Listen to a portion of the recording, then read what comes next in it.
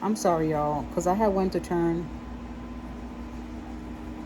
the volume up and I ended up shutting the thing off.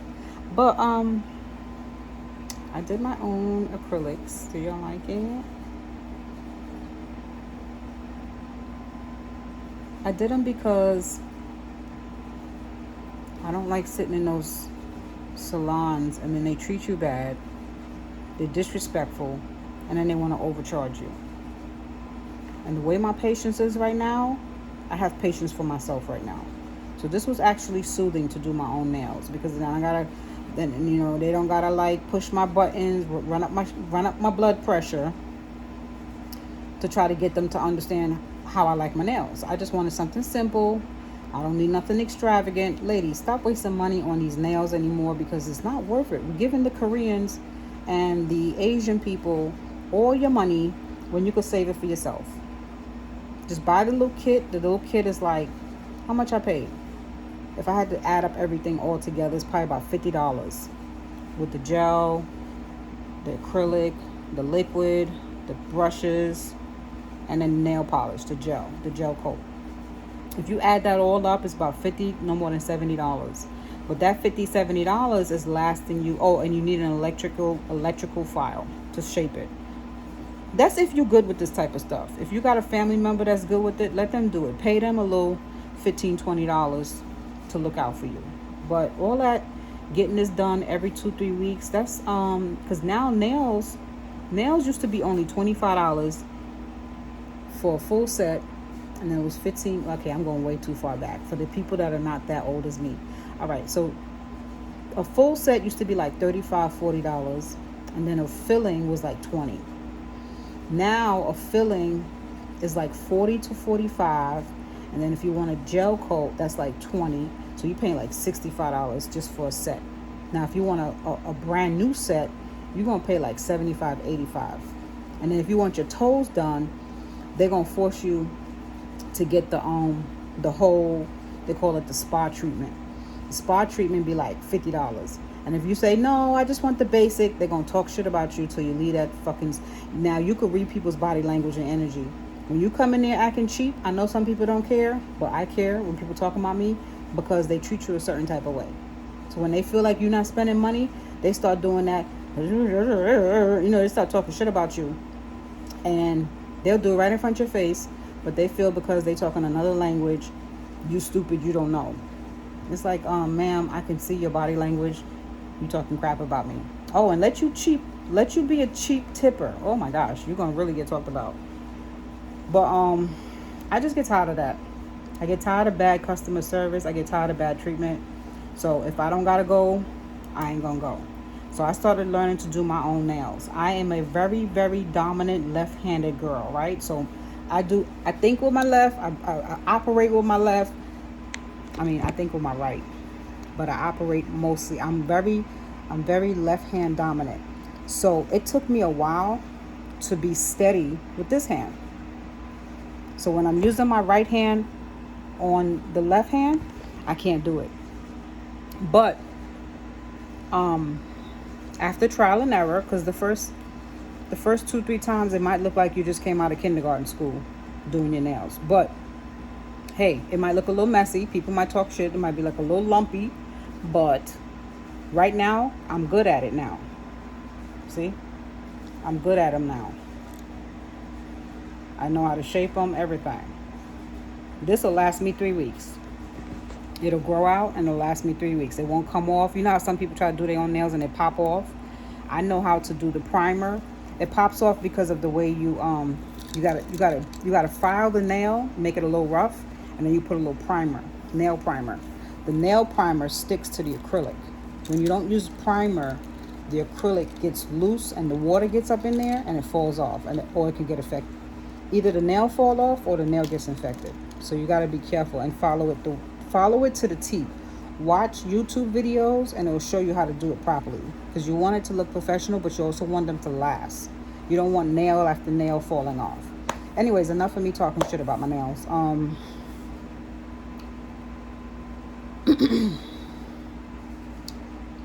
trying to catch my breath. I haven't been in the best of health in the last couple days. I can't really talk about my condition only because it's still under investigation. But I'm okay for the most part. But I was gonna say there's a Facebook drama going on with this dude. I don't know the dude's name, but his son recently passed away from cancer a couple months ago. I think the early part of this year. He was saying how the baby mother was pushing him for child support. He was like, "Oh, well, at least now I don't gotta worry about paying child support because my son passed away." So everybody's coming for him on social media because it's like this real. He's kind of he's kind of ignorant, ghetto. He talks real mumbly and slow, and everybody's coming for him on social media. That's fine. He's calling women bitches and hoes and all kind of stuff, right? Here's the thing. This man is grown. He's about mid-30s. I don't know, mid-30s, late 30s. He's not in his 40s. About mid-30s, late 30s.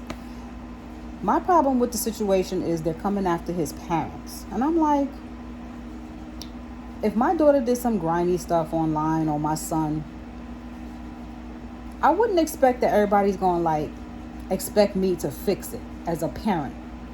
Once your kids turn 21 and they're gone about their life, it's not like he was a serial killer. Excuse me. It's not like he was a serial killer where it's such a heinous crime that you feel like everybody that knew him should have done something to prevent him from doing it again. This is just basically some round-away dude with a bad mouth. He's ghetto, he's loud, he's mad at women. Maybe his life didn't turn out the way he thought it was supposed to turn out. Typical story. And he's ranting on his channel about how he doesn't like his baby mama. And he said some mean things about how his son passed away and maybe it was for the best. So my thing is, go after him. That's fine. Go after him. But they're saying the mother's responsible. And this is what I don't like. I'm going to speak on a psychological level about this specific part. Humans tend to find blame to fix a bad situation, but they take the shortcut in situations. And a lot of times our people, we tend to do what's called distribution attribution, right? Distribution attribution. We find ways to distribute the reason for why somebody do something based off of that person's attributes. And it's kind of like they call it an attribution error. Like, you can't just throw around reasons for why things happen or why a person does something. So I'm going to give an example. Like, you hear about a story where somebody does something heinous, right? Like a little child goes to a school and unalives a couple people, right? And they'll say that child that did it was a devil or evil. And it's like, it's hard to explain. You gotta apply it to situational attribution. Situational attribution means you judge a particular issue based on the situation. So now when you hear the story, a lot of people jump to their emotions, and that's normal, right? Because we're human. And you say, oh, this person is a bad person, they're awful. But then when you listen to the backstory of, let's say, the boy goes to court and he's telling his story as to why he snapped. And then you find out he was getting his head pushed in the toilet bowl every day. He was getting stuff shoved up his booty. Because this is a real story that it actually happened in the Bronx, where this kid, he was in middle school, and they was graping him in the bathroom on a regular basis with items. These other boys were graping this other boy until the point where one day he passed away because They sodomized him, but it was like it messed up his internal organs, right? So you say to yourself, if that was my child, what would I do? What would I do? Would I just be on some like kumbaya, everybody let's have a PTA meeting because my child is unalived? Like, what are we talking about? Like, so when we have these situations, people tend to apply their disposition to the person. They call it disposition attribution theory, right? They'll apply the person's disposition to that situation instead of applying the situation to the situation. So it's called situational theory. Yes, you have people that are bad. So if you look at a serial killer's pattern, you'll see, okay, well, they were torturing animals when they were a kid. When they were younger, they were going to school causing problems. They were calling out in class. They were beating people up. Then you could say, okay, we can apply that disposition theory to this person because there's a pattern of behavior. We can see that this person is evil. They are naturally drawn to hurting people and hurting animals. But here it is, you might have a 14-year-old kid. He's very disturbed only because of the situation that he's going through. He wasn't like that when he was home. When he was home, he was listening to his little music, playing his little video games. But then when he went to school, he became a different person. He became a different person based off of the situation you put him in. An environment changes a person. Society changes a person. We as humans, we're tribal. We like to be in groups. It is a natural part of nature. It's nature versus nurture, right? It's a natural thing in humans that we want to belong.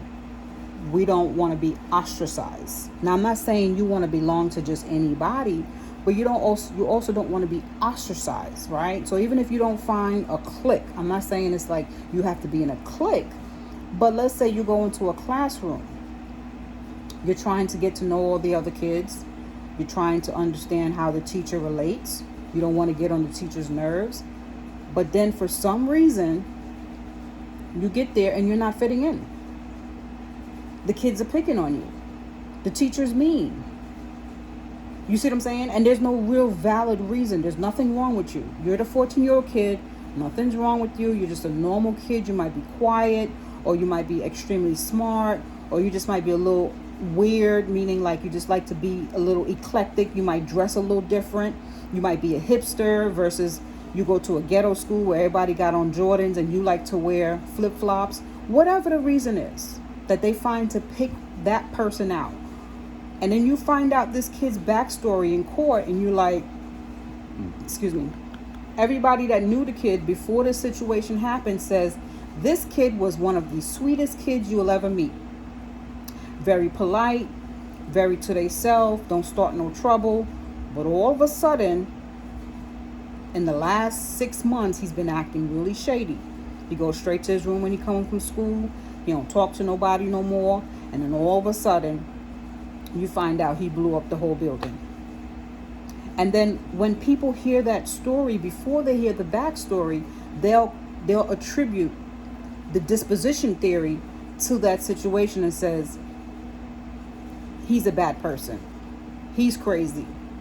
He's evil. This is an error in our judgment and how humans make judgments. This is why they have a United States judicial system, a court system, because if you left it up to the emotional side of humans, we will evacuate everybody. We will annihilate everybody based off of just emotions. You see what I'm saying? That's why it's good to understand reason and motive. This is why they hire lawyers. This is why they hire judges, because they will do what's called, they'll get the backstory on the person. They'll see their criminal record. They have to see a pattern of behavior before they could just say and make a judgment that this person is just bad. Okay?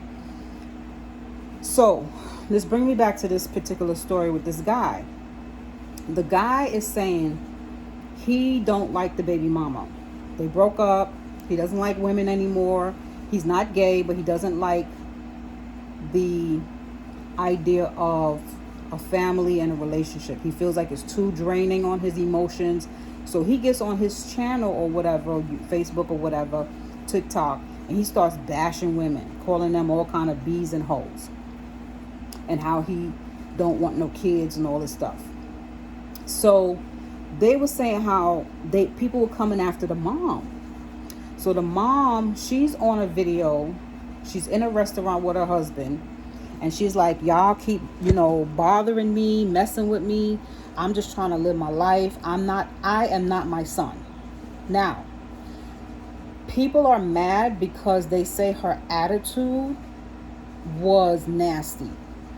But see, what people got to realize is humans have what's called a defense mechanism.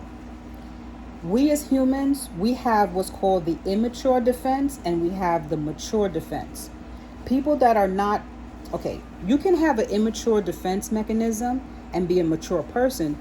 You may just need somebody to explain to you, or just maybe some counseling or just some awareness of how to handle either pressure, conflict, like conflict resolution, communication skills. All of that goes into understanding your ego.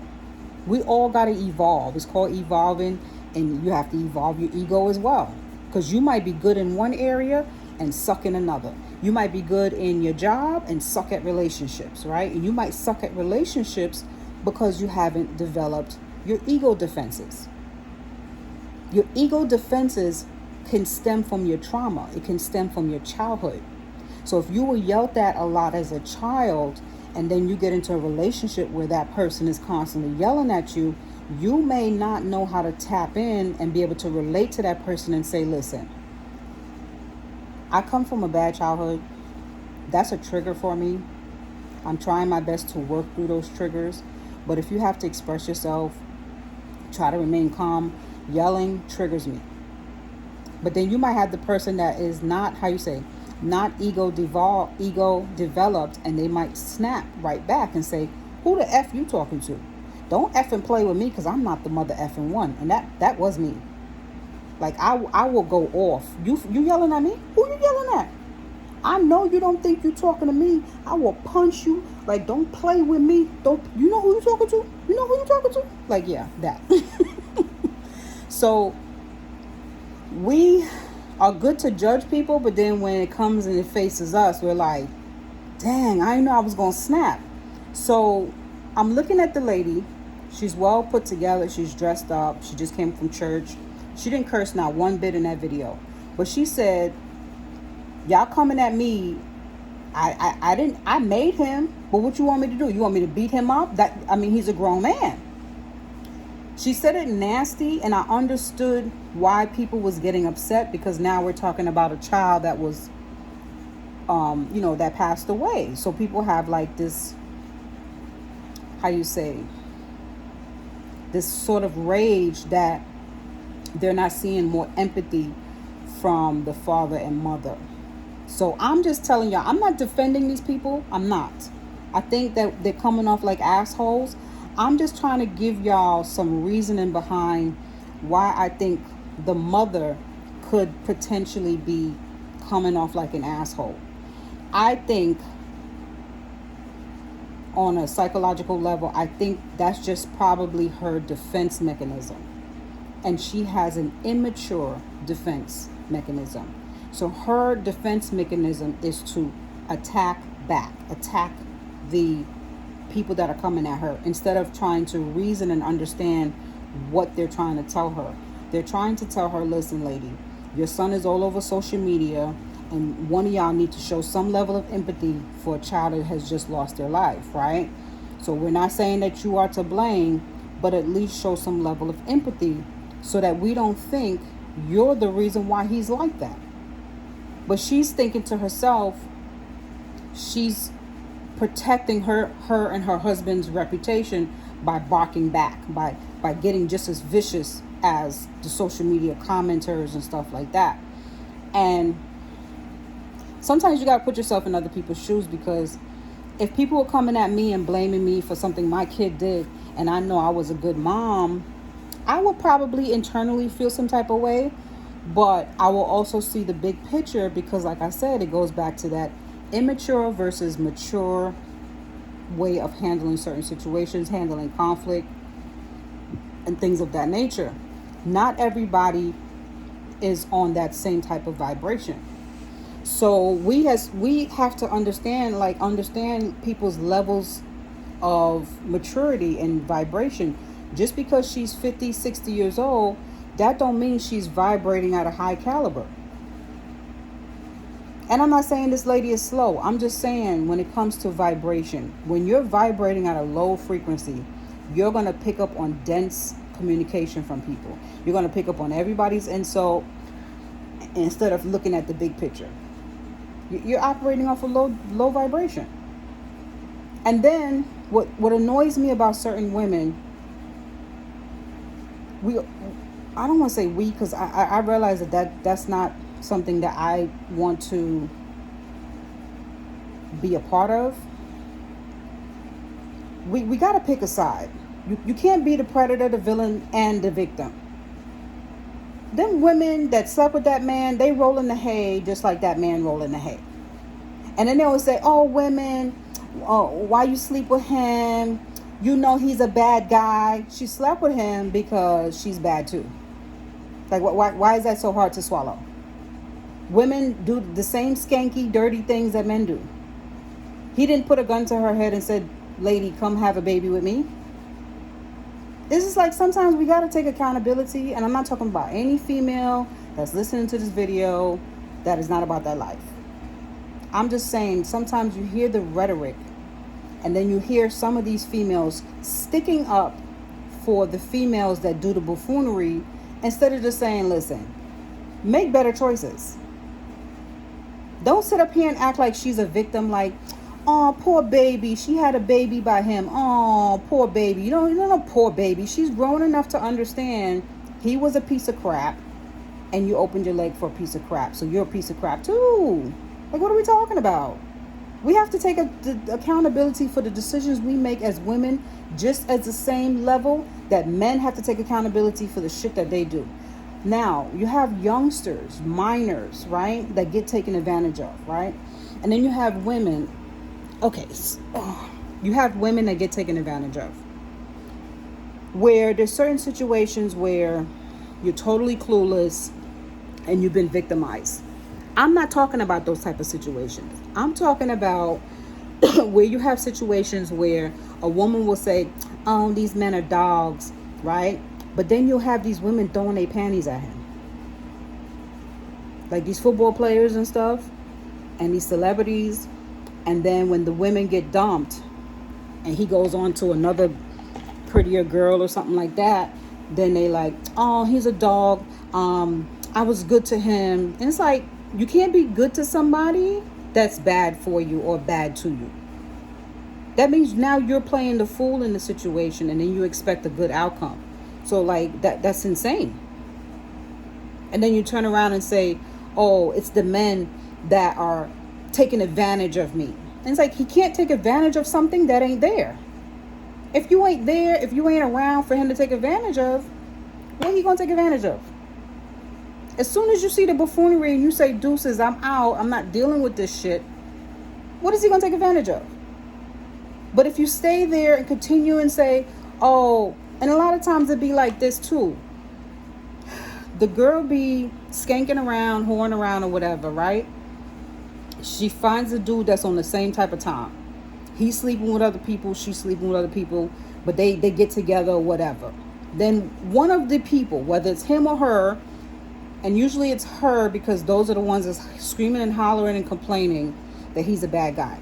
So she'll switch the dynamics and say, oh, I want this type of scenario to stop. Can we become serious? And he's like, no, I don't want to be serious. And she's like, okay, well, I'm gonna play around with the other guys until you figure it out. So it's kind of like you're signing the contract and then changing the terms as time progresses. It's like, ma'am, that's not how life works. If the guy decides to change the contract and you decide to change the contract, Y'all both got to be on the same type of changes at the same type of time.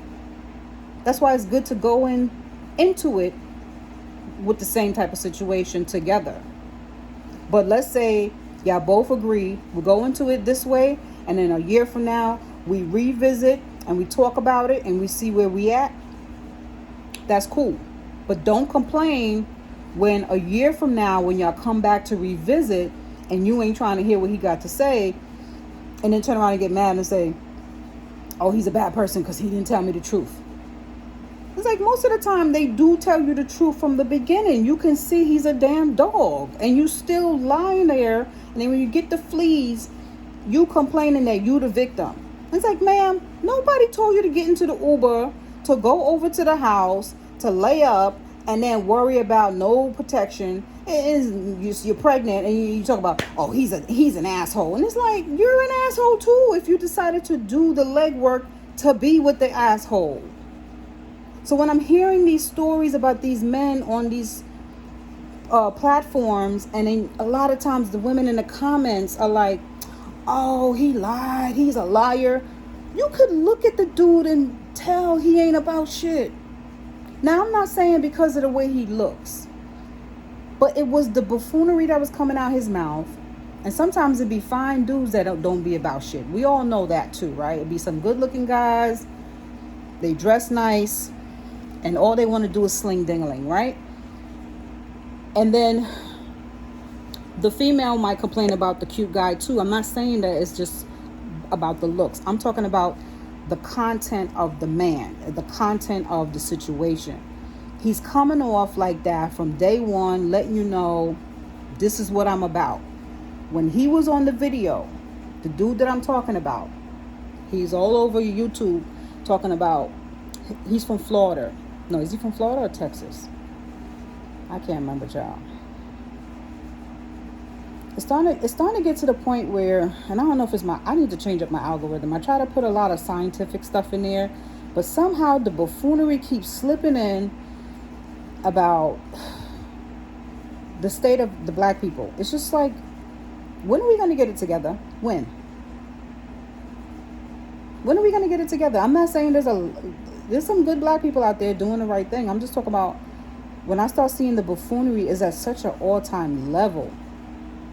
I don't know. But anyways, this guy's from Florida. And he is complaining that, he's not really complaining. He's just joyful that he don't got to pay child support. That's what it all boils down to. So even though his son has lost his life due to cancer, he is just so exhilarated that it means no more child support. So he's coming off like a broke Dusty, and he's complaining about women this, women that. But here's the thing. The women that are complaining in his comments, y'all stupid too, because why are you wasting your time on low vibrational people? If he's low vibrational and saying low vibrational shit, it wouldn't bother me because I already know where he's coming from. He's a low vibrational person. But what kind of irritates me is that how they coming after the mother. Now, I'm not saying the mother's not a narcissist. I don't know the lady. She's coming off a little arrogant, but I can't, there again it goes. I can't make a judgment call on her just based off of what's coming out her mouth while she's being attacked. Because now, in order for me to make a judgment on that particular incident, I'm looking at it as situational theory. I can't look at it in a dispositional theory.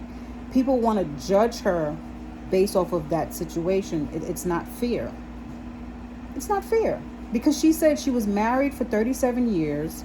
Because everybody always talk about, oh, the nuclear family, black people need to stay together, right? So here she is in the restaurant. She says her and her husband go to church and they have their after church dinner every Sunday or something like that. That's their ritual, right? So that means they still somewhat in love. I'm going by what she's saying. I'm not saying that I know for sure. None of us know what's going on in that woman's life. Because like the lady said, none of y'all mother effers know me. How y'all gonna sit up here and judge me? Y'all don't know me. She has a point. We got to start using wisdom when we start doing certain things. And when I'm looking at the comments, they talking about her hairstyle, how she looks busted. I think they're talking about her fingernail polish. Just, it's probably some young girls or young guys, I don't know. But I'm just getting to that point where I just cannot argue with nonsense. I can't. So she's like, listen. Let me sit up. She's like, listen, y'all. I'm not saying my son is wrong or right. She's basically trying her best to be neutral, but at the same time, she's sticking up for him. And I think she's only doing that because, like I said, she has immature ego defenses. So she's just kind of just being egotistical, and her pride is getting in the way. So she's just kind of like being real defensive. So I don't really think she's a bad person for what she said. I just think she said it because there's so much pressure coming at her. So she got to make herself look good. So she was talking about how her and her husband, they eat lunch together, or dinner or whatever. Now people say, well, he's probably like that because maybe he grew up, because I think the dad was a stepdad. And she said, we got 5 siblings. So that means he grew up with 5 siblings. She said, we raised him. We were good to him. We a loving family. Blah, blah, blah, blah, blah. So people's like, well, you probably was a bad mother. You probably was a narcissist or something like that. Maybe the dad could have been a child, raping children. We don't know, right? So we just see the superficial them. She's all dressed up, going to church. Her words, to me, she sounded like a nice older lady. She was a little bit coming off a little bit egotistical, but that's to be expected because people are attacking her. So that's what I'm seeing when I'm seeing her. So for me to make a judgment call just off of that one situation will be, to me, shallow and stupid.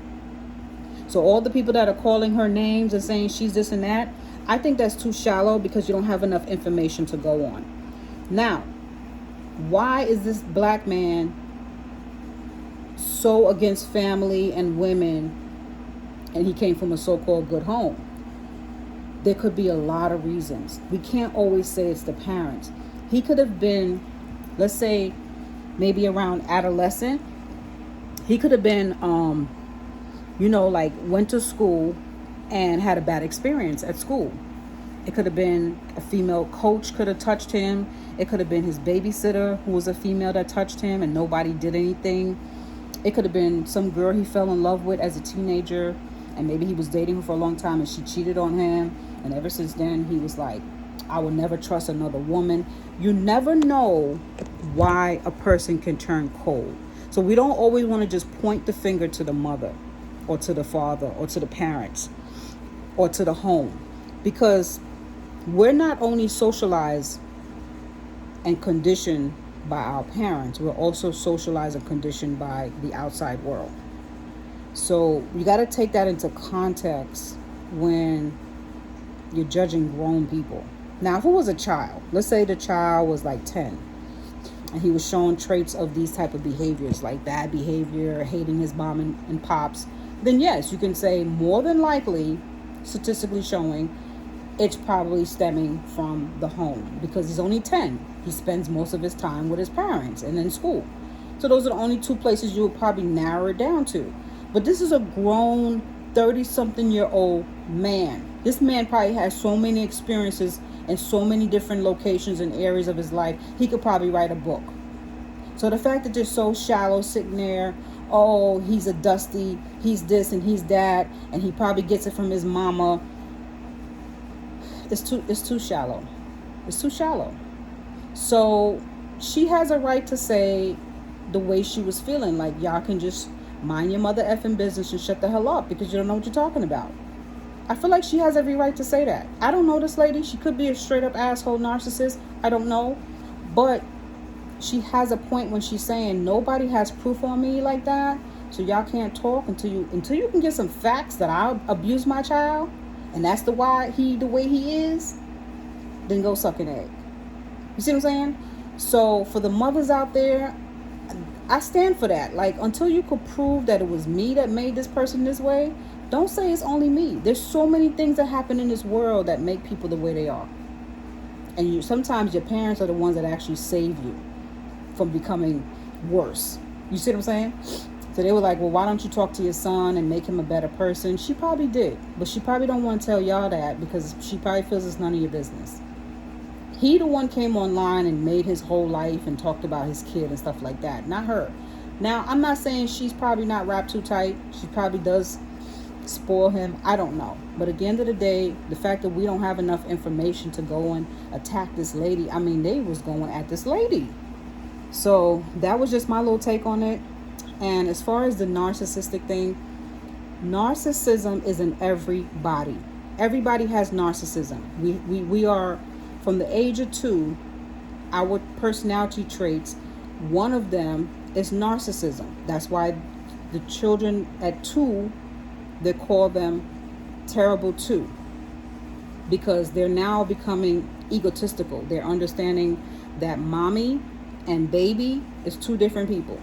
Because before when they were younger than 2, they associated mommy and baby as one. They didn't understand that was 2 separate beings. So as they become older and it's called individuation. The child starts to separate from the mother, and in order to separate from the mother, it has to devalue the mother. That's why the teenagers, they do the same thing. It's a cycle. The teenagers go through the same cycle. They devalue the parents.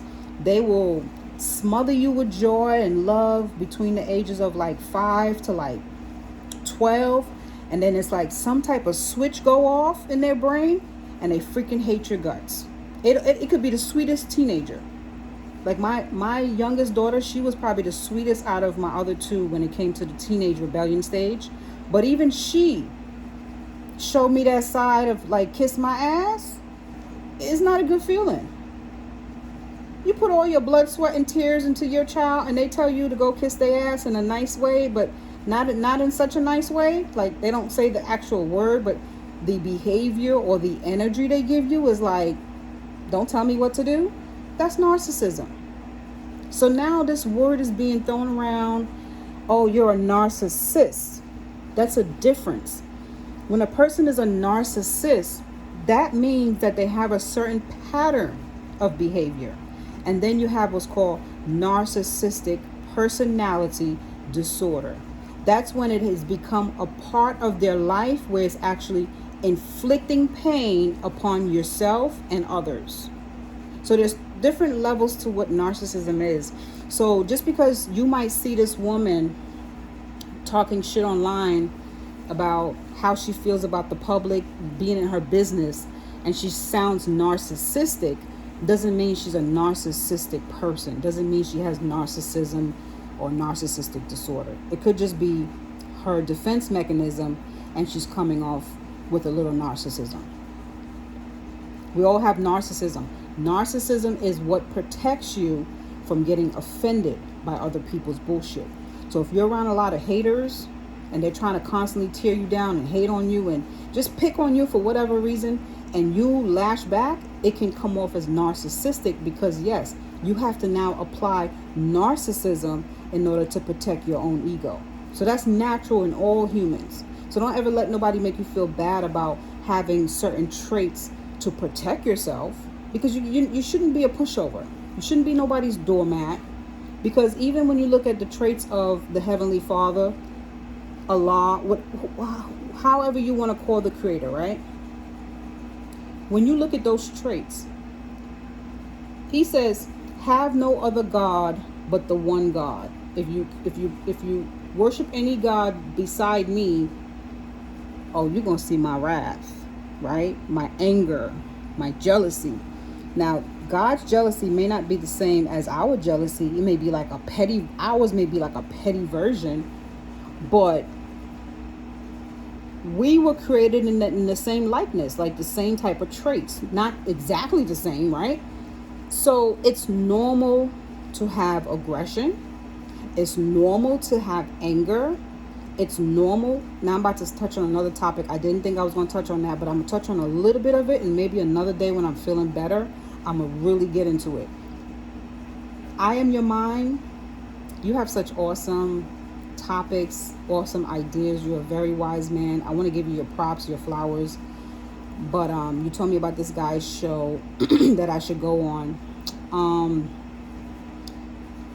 I have to do more insight into what he talks about before I go on people's show. But I mentioned that because, see, I lost my thought. I was trying to catch two thoughts at the same time. I hate when I do that. That's my anxiety. Anxiety has a little bit of like ADHD, a little bit traits. So sometimes our thoughts, it gets a little scattered when we're trying to say more than one thing at a time. So I literally lost the thought that I was just saying, trying to catch the next thought. The next thought was talking about self-love. So I think I was talking about God's traits and our traits, I think. So I can't take my medicine because it's in my room, but I really want to go take my medicine. Where is it? Is it this?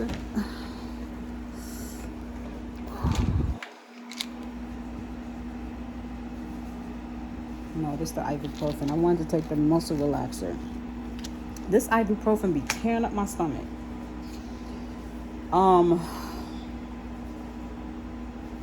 We all have traits. We just have to make sure that they're balanced, right? Balanced in a healthy way, meaning knowing when to express it, knowing when too much is too much or when too little is too little. For example, someone that doesn't know how to show emotion, they may know what it is. It may be bottled up inside, but if they have attachment disorder, they may not express it. You see what I'm saying? Some stuff like that. So then you might have people, they know what aggression is, but they show it too much. They show aggression for everything. Anything bother them? Aggression, aggression, aggression. There's no balance.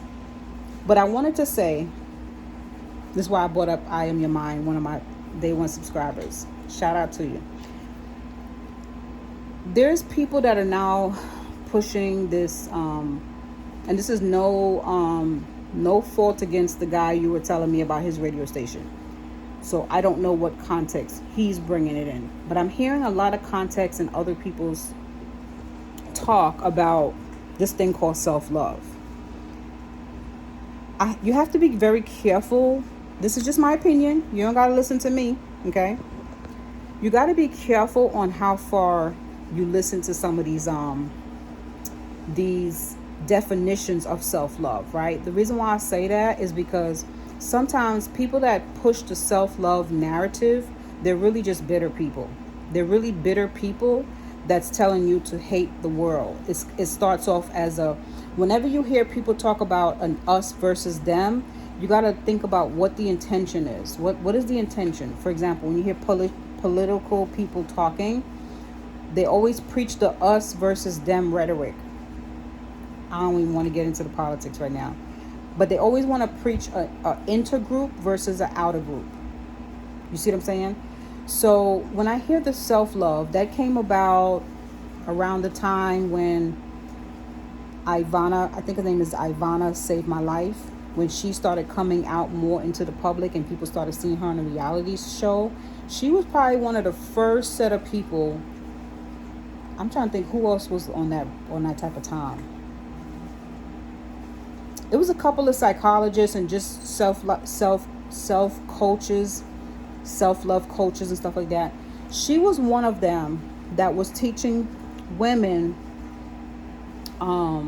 about getting to know the inner self, the inner child, the inner girl, and connecting with that inner girl. And she'll say things like, what would you tell the girl that you once was before you became a woman? What would you tell that girl if you could see her 20 years ago, right? And I made a video about that last year, about what would I tell the young girl, me, as an adult now, right? So that's a good one. That's actually good. It helps you to connect your unconscious with the conscious, because the unconscious is the regress and the repressed thoughts and the repressed feelings. This is why men snap. This is why men snap a lot more than women, because they have a habit of repressing their aggression and their thoughts into their unconscious mind. The problem with the unconscious mind is that it's like a pressure pipe, right? And it could only hold but so much. And then once it pops, you yourself, the human that's holding it, you don't know what's going to come out. You don't know that unconscious person. So you have to be careful holding back feelings and thoughts. This is why they'll come home and slice and dice their children and wives up. God forbid, trigger one, I'm sorry. They will do some ungodly things and you'll say, he was such a sweet husband. What went wrong? Is because every day he was coming home, he was holding back certain feelings because he's feeling like, well, if I'm the man, I got to protect and provide for my family. But these kids are stressing me out. This woman, she's always asking about the bills. She's always got a complaint. I can't do but so much. Sometimes if you would just speak about it, explain to her, sit down, y'all talk about it. If it's to the point where you can't get your feelings out to her, find some type of therapy. People want to talk about, oh, therapy ain't necessary.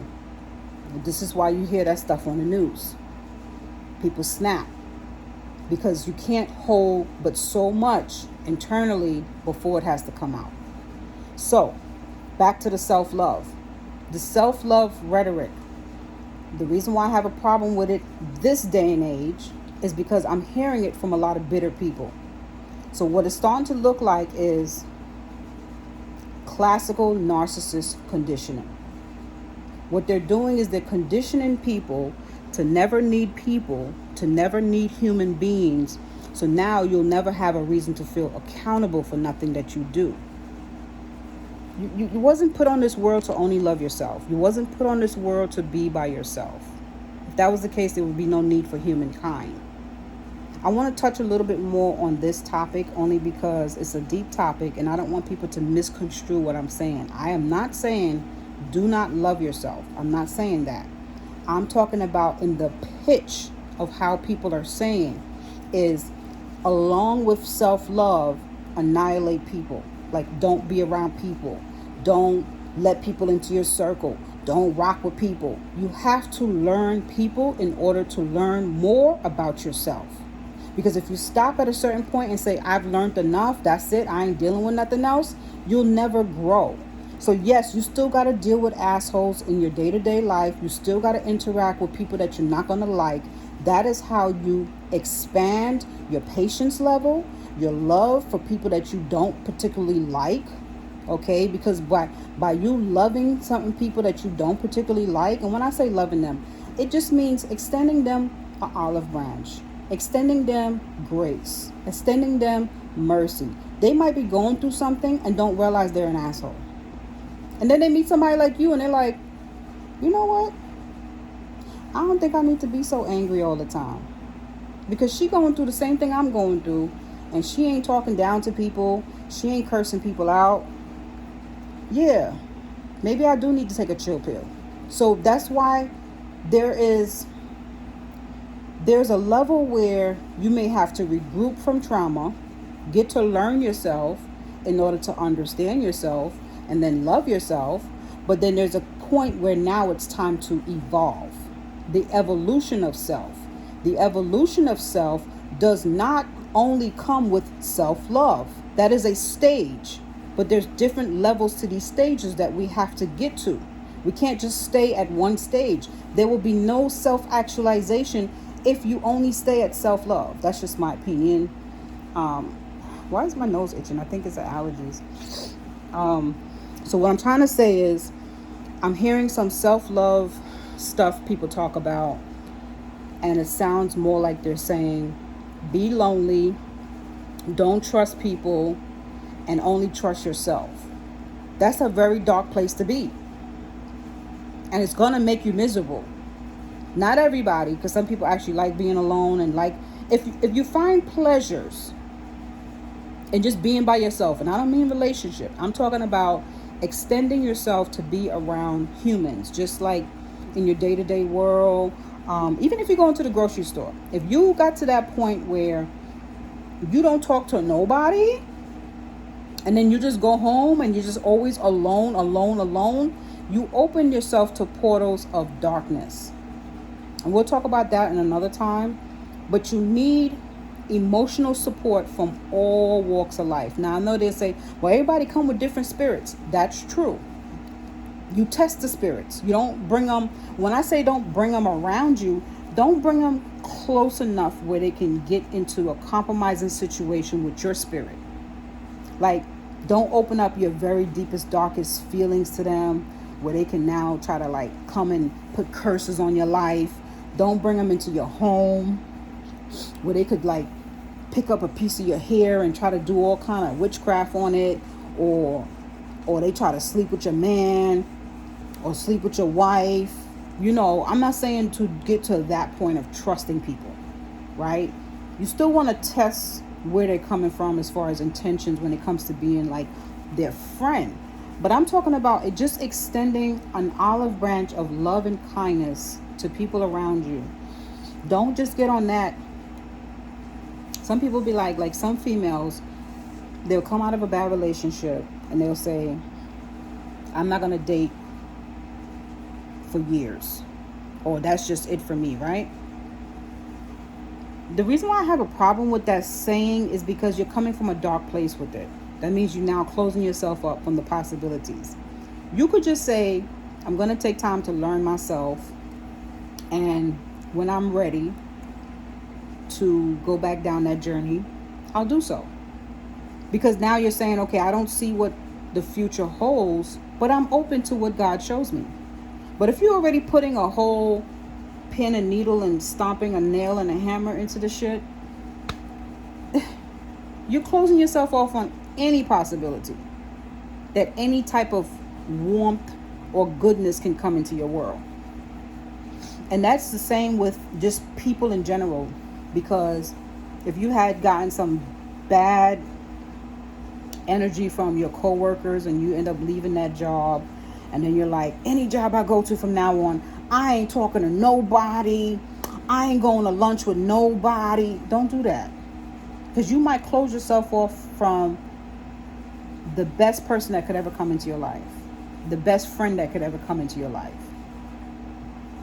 So that's the thing about humans. When we get hurt, we close off a part of our realness, our true self. It's called the true self versus the persona. If you find that majority of the time you're dealing with people, it's based off of the persona, then you have trust issues. I'm not saying you got to be like an open. Some people on here say I be talking too much. I get it. Sometimes I do run off at the mouth because I may have been quiet all day studying. When you're in your books, people that go to college, when you are studying all day, like, okay, even truck drivers, when you're on that truck all day, or you in the books all day, and you finally see somebody at the truck stop that actually will give you some good conversation, don't you get to the point where you be running off at the mouth? I'm really not the type of person that run off at the mouth. When you meet me in person, I don't talk a whole lot. I talk just enough. I'm true Scorpio. We are very suspicious of people.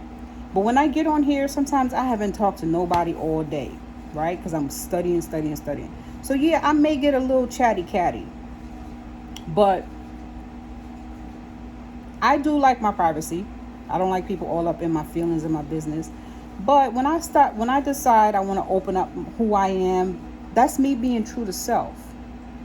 Because I don't like waking up worrying about, what is this person going to say if I tell them that I feel vulnerable? What are they going to say if I told them I got fired? It's just like, if I got to worry about what that person going to say, then that means I'm putting on a persona, and I don't want to do that. It's just like I told y'all when I first started YouTube, I do not want to make YouTube if I can't be myself. If people don't like it, too bad. But there's certain things that I know I can't really say at certain times, meaning like, when I was in my relationship, I couldn't talk about that. And I still don't talk about that as much. The situation I'm going through now, certain things I might be going through with my family. Like, there's certain things I don't really talk about, and then I still can't talk about. But for the most part, I try to be transparent. I try to be transparent because part of being a psychologist is being able to be relatable. Being able to walk a day in another person's shoes, or at least empathize, or understand what they might have went through or what they could be going through. You see what I'm saying? So with y'all knowing that I had such a horrible childhood and stuff like that, if somebody's telling me about their childhood, I'm not looking like, let me go look that up in the book because I don't know what that feels like. I can literally tell you what that feels like and how I overcame it.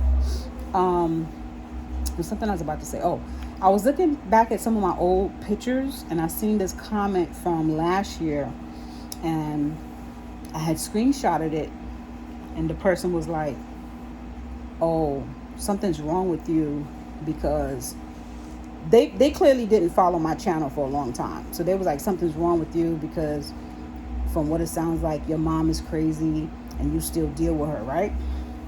So it's certain situations like that will tell you a lot about people like that.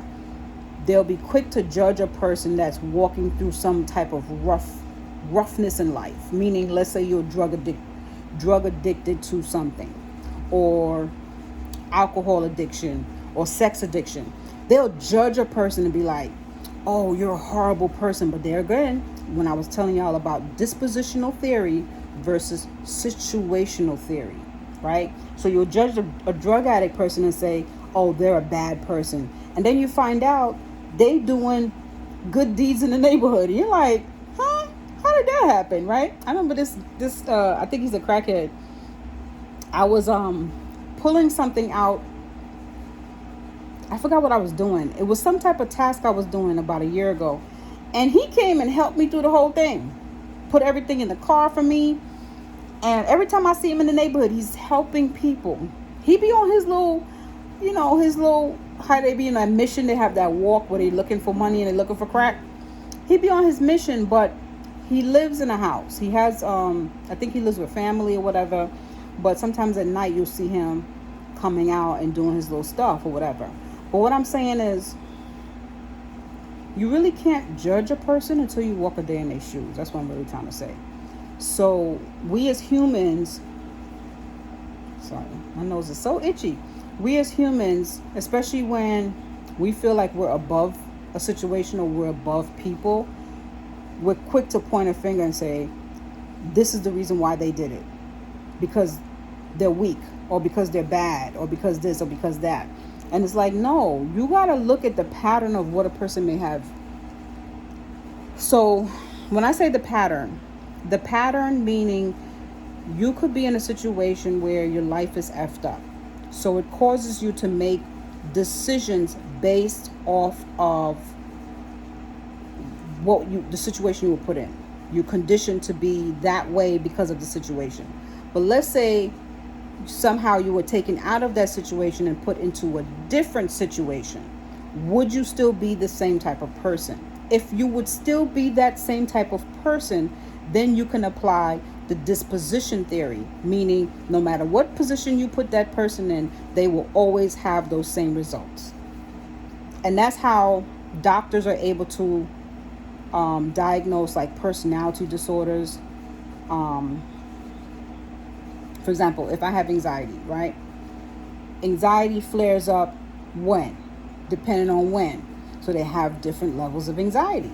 They have generalized, they have traumatized anxiety, like it's situational to a specific trauma, meaning let's say you were drowned as a baby. And every time you go near water, you freak out. You have an anxiety attack. You have a panic attack. That will be isolated to that particular anxiety, right?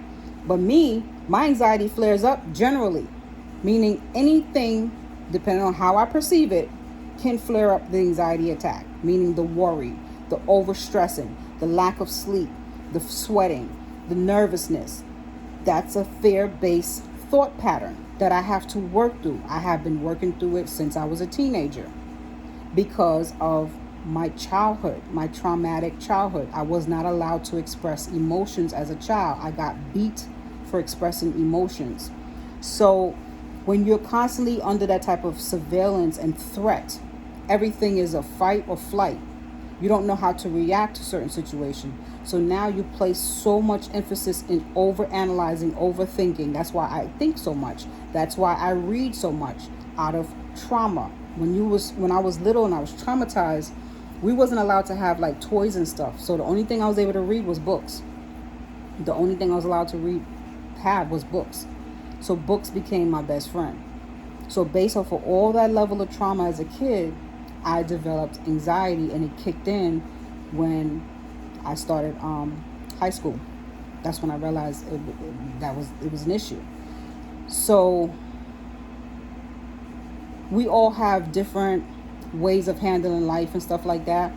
But my whole thing was, when people judge you, they may judge you just based off, you know how to say first impressions last? So you go on a job interview, and if you say the wrong thing, they may overlook your experience just because you said the wrong thing. Because we, especially here in America, we're taught to be superficial. We judge people based off of superficial situations, and we place dispositional theories on them and say that's the way that person is. And that's why a lot of times we can't never really get nowhere. People be placed in too many boxes, and they can't really be themselves. And then we have a world full of people with fake personas, fake dispositions, fake attitudes. We never know what we're dealing with. You might think the mean person is nice, and you might think the nice person is mean, because people don't know how to act in particular situations because they're so scared they're going to be labeled something or placed in a box. And this is what we're dealing with. So when you understand reason and theories, understand why a person did something, put that above all things. Before you judge a person, put that above all things. So before, like some of these guys, they will be like, oh, she's a hoe, she's a bitch. And it's like, just because you've seen somebody roll their eyes, you don't know what happened that whole day with that person. So because she didn't speak to you for that 5 seconds, she's a bitch. She could have been speaking to 50 guys before you that called her names, and she could have been really nice to those 50 guys, and you was the last guy, and she just was not in the mood. That doesn't make her a bitch. The same thing with the it's just how you look at things, how you look at perspectives. If a person come in the morning somewhere and you cross paths with them and you said hello to them and they didn't respond, don't label them as an asshole or rude. You do not know what just popped off before he saw you. Or he could literally have on AirPods and didn't even hear you.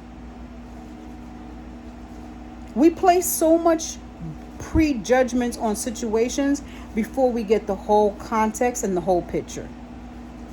And this is why we be up Schitt's Creek, because you're so busy getting mad at somebody and you come to find out they're really an awesome person.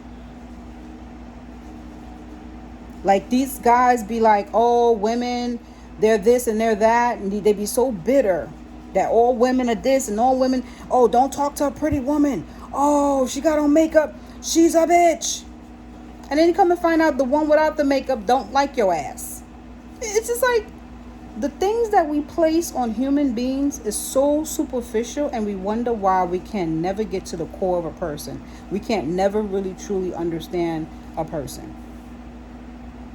This is what it's about. But that whole thought process that I'm talking about right now, it all came from that video I was watching about that guy from Florida who said all those crazy things about child support and his passed away son. And it got me to thinking, we can't get mad, women, we can't get mad at particularly low vibrational people. Now, I could make the judgment call about his low vibrational behavior because he gave you an insight into his world. He told you on his videos how he is, how he feels, his philosophies on life, how he feels about women, how he feels about children. You know, so you got a kind of a synopsis on who this person is, what he's representing to us, right? What he wants the world to know about him. Now, the inner core, okay, if he's a nice person inward, nobody knows that. He just wants you to see what he wants you to believe in him, right? And it was all negative. It was darkness, negativity, but he is okay with that, right? You can't get mad that women want to deal with that. It's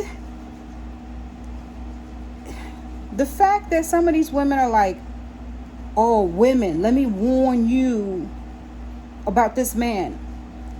It's just like, who are you to warn somebody about somebody else? You're low vibrational, he's going to attract low vibrational. So if the low vibrational female wants to go roll in the hay with him, let her. Then maybe after rolling in the hay, she'll learn, okay, this ain't cool. But we don't know if that's how she's going to feel, because that may be all she's at. That may be where she's at in life, where she's okay with that type of man, that type of treatment, that type of behavior.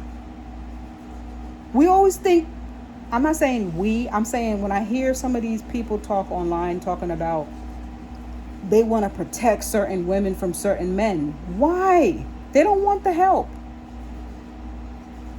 If you're sitting up there saying some of these women, for example, I made a video talking about women who preach and console other women to be deceitful when it comes to getting money from men. Now, the only women that I was really trying to reach on that type of time was young, impressionable women who don't know nothing about nothing yet. I wasn't referring to gold diggers. Gold diggers already made that their lifestyle. They're cool with going to the basketball games, scantily dressed, and waiting for a ball player to pick them. That's their life. Like this woman was talking about, oh, Cam Newton's girlfriend, oh, she's the victim and she's sitting around waiting for him to become the wife. No, she understood the assignment. I am the woman that will be paid for. I will have his babies, but I may never be his wife. I'm okay with that because that's what I signed up for. That's just, some people are just there for those type of purposes. We always want to place people in boxes and wonder why they don't want to go in the box. So when you got gold diggers and then you got women saying that they were taken advantage of, ma'am, she knew what she was getting into. She was okay with it. So these women that are sleeping with dusties, they're okay with the dusties because they're dustettes. They're okay with it. It's two dusties together. They're okay. They don't need you consoling them as if they're victims. Because as soon as you try to take them away from that dusty, guess what? They're going to go pick up another dusty. Until they learn and evolve and realize this is not where I want to be in life, right? Or vice versa. If the guy realizes, okay, this is not what I want to do with the rest of my life. But when you sit up there and act like women are so fragile creatures and they're so victimized. Now, I'm not saying women don't get victimized, so don't take what I'm saying wrong. Everything, place it into context. This is for the women that are okay with dealing with the dusties, that are okay with dealing with cheaters, that are okay with dealing with liars. Stop trying to make them into victims. They decided that that's where they want to be. Now, until they get to the point where they say, you know what, enough is enough. I deserve better. I want to get out of this situation and do better for myself. And then they go and they try to learn how to evolve. And then they seek the help. They seek therapy. They seek counselors. They seek friendships that are healthy. Then yes, you can. For example, I remember this guy named Dr. Vakman. He said, victims of narcissistic abuse cannot stay victims once they start to evolve. Once you start to evolve, you now become a survivor. So if you are in survivor mode and you're learning how to be that person that soars ahead, you can't keep playing the victim card no more. You can't keep saying, oh, I didn't know, oh, this man took advantage of me. No, now it's time to equip yourself and understand What are the dynamics that comes with these type of abuses? What are the dynamics that I escaped? So if you escape domestic violence, yes, you can talk about it, but if you keep playing victim and going back into situation after situation after situation with abusers, you got to start looking at yourself. You can't keep waiting for somebody to save you. You got to say, okay, listen, I survived this one situation. Now I got to be smart. Because it's like, we as women, we got to pick a side. Do we want to be seen as weak and can't help yourself? Or do you want to be seen as somebody that's equal to men and understand the dynamics of how to play life, the game of life? So even in a patriarchal system, now this part is tricky and this part is touchy. In a patriarchal system, you have to also win as a woman. So you can't now say, well, I keep losing because I'm in a patriarchal system. It's because you're not understanding how to play the game. So now pick up the pieces and figure out how to play the game. So they'll say, well, I'm just going to get married to an abuser because I live in a patriarchal society, and that's the way all women should think. And it's like, no, because there's a lot of women that are still surviving in the patriarchal society and they're not getting pounced upside the head. So that theory that you're coming with, ma'am, is a false premise. So if you're going to keep pushing that false premise, it's only going to work on other victims. If it's not raining outside and you keep telling me it's going to rain and then I never see rain, I'm not going to believe you anymore.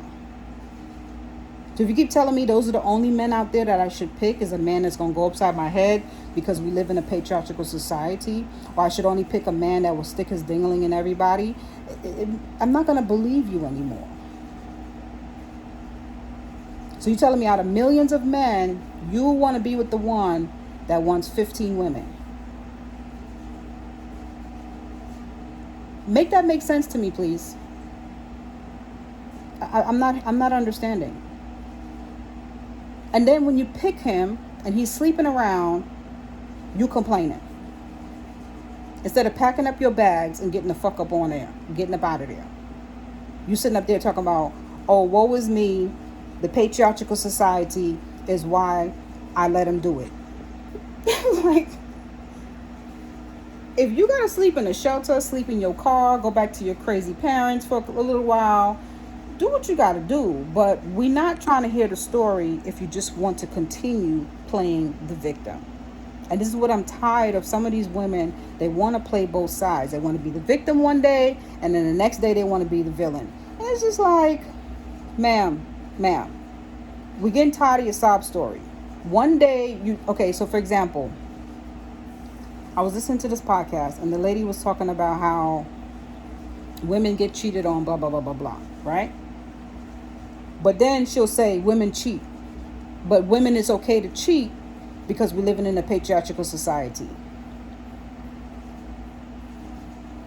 I'm like, what?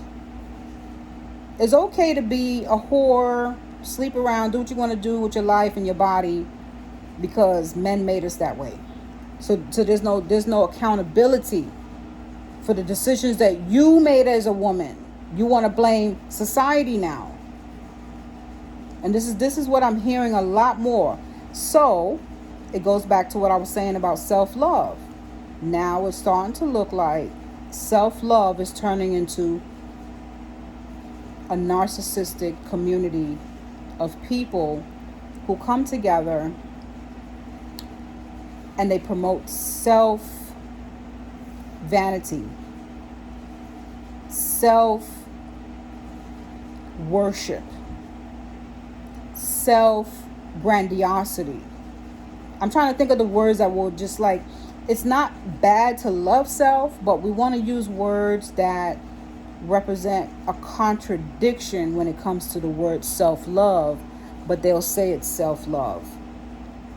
So they'll pick grandiosity over humility. So instead of being humble to show self-love, they'll pick grandiosity.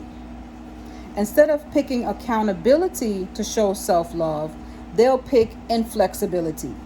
So if you tell them, hey, can you work with the team? Can you work with the other team? And we try to come up with a solution. Oh, no, it's all about me. I love myself. That's why it's all about me, okay? I don't want to hear what you got to say because it's me. I've been doing things for people all my life, and I'm at that point now where I'm doing me. And it's like, ma'am, you're at work now, so we need to put that to the side and come together for the team, okay? It's like, no, I'm not conforming for you. And it's like, but ma'am, that's what you got hired to do, to conform to the job title. The job title is pick up the phone when the customers call, and we do project teams and project meetings once a week. We need you to be at the meeting. And this is becoming a narcissistic culture where people are praising themselves more than coming together for the end goal of a better society. And it's just like they don't know where to change, where to cross the boundaries, where there's a balance, where you could still love yourself but still be humility, still have humility. Is that the word they use in the Bible? Humility. Still be humble, still be kind, still be merciful, still be loving. Those words should also come along with self-love. Still have relations. Social relations is very important in this thing we call humankind, human nature, right? It teaches you compassion.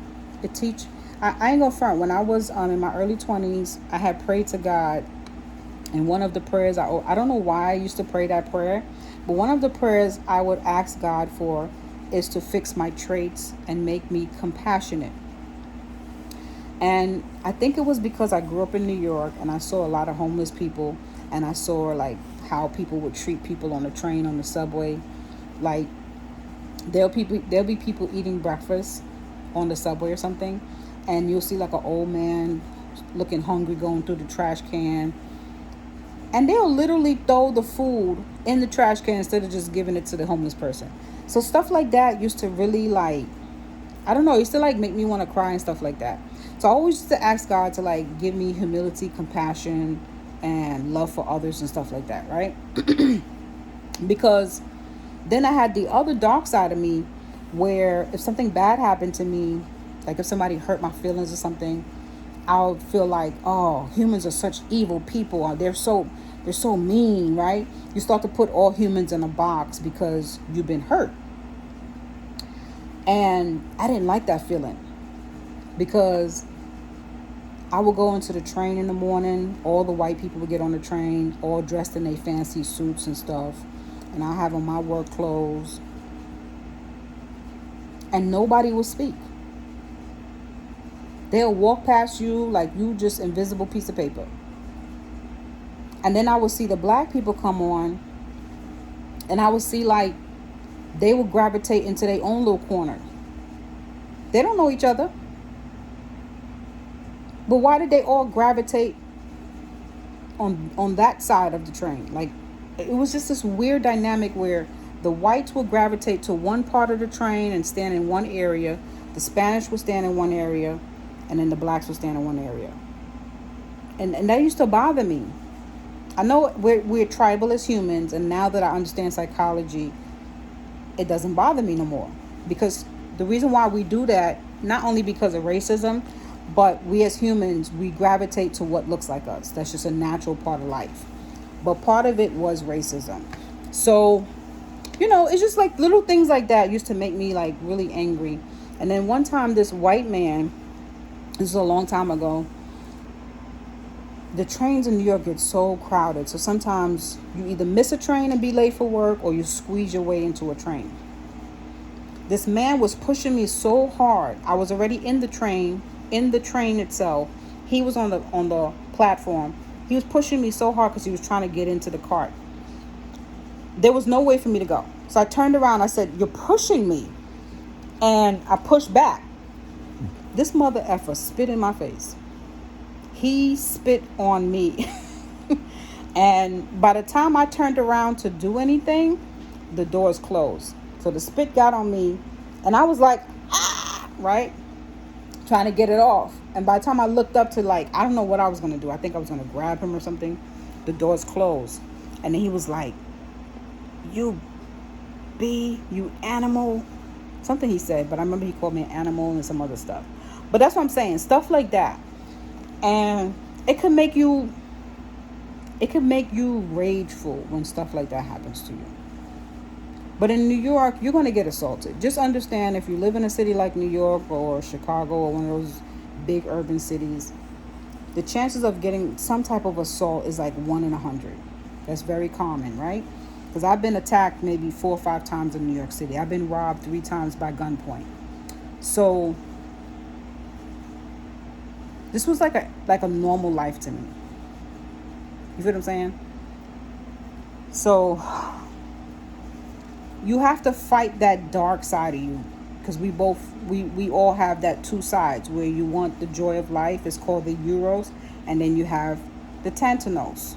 So you want to fight the death instinct. The death instinct is psychologically the attraction to the end of life, and then you have the attraction to the joy of life, which is the libido, the Euros.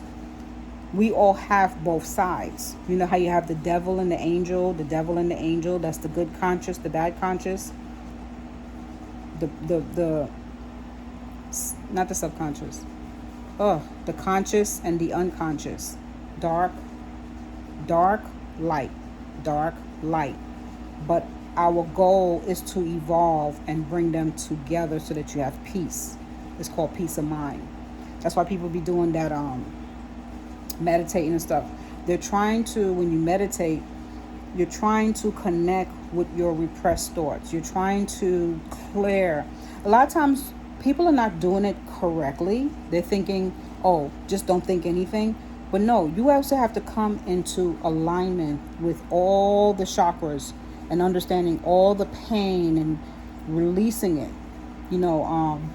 Listening to music therapy, beats, binaural beats, understanding how you have to bring that toxicity out of you and engulf the. I was watching Andre 3000, I think his name is, Andre 3000. He now makes beats. So I was watching one of his videos, and people be like, oh, what is he doing? But what I think he's doing is he's detoxifying himself from all the years of celebrity music that indoctrinated him. So when he makes these beats, he goes into like a body movement and a body mortification, right? That's his way of cleansing and getting his repression and all his aggression in a different kind of way than we're used to seeing, so we think it's weird. But when I started watching him, I was able to relate to what he's doing on a energetic level. I don't want to say spiritual, because I don't know what type of spirits he's on. I want to say energetically. Energetically, I can feel where he's coming from. Living in a world that's so dense and evil, so it's like hard to always stay in a good balance, equilibrium with your chakras. You see what I'm saying? Like we carry so much pain within our bodies from trauma, from hurt. So when you get that moment to do that woosah, that's why people wait all year just to go on a vacation. But then when you hear about the vacation, it sounds like a nightmare, right? Because they missed the whole point. The whole point of the vacation was to detox from all the stress of work. But they go on the vacation and they want to get turned up. But they get turned up to the point where they're burnt out. And then by the time they get back to work, they're just so burnt out. So, yeah. But anyways, I'm going to get off here. It's getting late and I want to go take a nap. Well, actually go to sleep. I have a long day tomorrow. I will probably catch y'all up more towards the end of the week on my car accident journey. It has not been fun. It has changed my whole schedule around, so I don't know what's going to happen next. I don't know what's coming or going right now, okay? But so far, it is progressing as far as, the moving parts of it, so I'll leave it at that. Anyways, y'all, I'll talk to y'all later.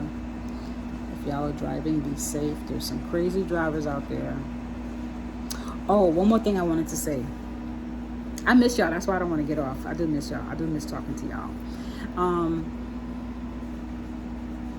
There was this guy, a truck driver in North Carolina. I don't know if y'all heard about it. It's on YouTube. He was found hung from a tree. Like, are they still doing this in 2024? And I was telling my daughter, I was like, out of all states that it had to happen to, it was in North Carolina. And I'm still kind of leery about moving back to the South because there's so many parts that's like deeply segregated that they don't want to see no black face. You know that they say is it called the sundown states, where your black ass better not be out after dark? You know, I'm just like, I'm still kind of leery on these type of situations living in certain parts of the South. I don't mind it in the North. I know the North got some areas, but I know the North better. So when I seen it was in North Carolina, I was like, oh my gosh. So that kind of put a little bit of a damper on how I feel about North Carolina. So yeah, I just wanted to add that part. What do y'all think? I think he was hung. I think it was a lynching. I don't think it's suicide. They said it was a self-inflicted unaliving. I don't agree with that. I don't think the autopsy have came back yet. I haven't followed it today. I was watching it yesterday. How long does the autopsy usually take? Like 48 hours or something? Anyways, I found that pretty strange. What do y'all think? Have y'all heard about it? But yeah, that's all I had to say about that. Talk to y'all later. Love you much. Bye. Don't forget to like and subscribe if you are watching my channel and are new to my channel. I always forget to say that. And I am remembering to put the hashtags. I'll do it. I like to do everything at once. So sometimes once I get off of here, I just don't even look at the video until days later. So thanks for reminding me to push my hashtags. I'm going to try to remember. But love y'all. Bye.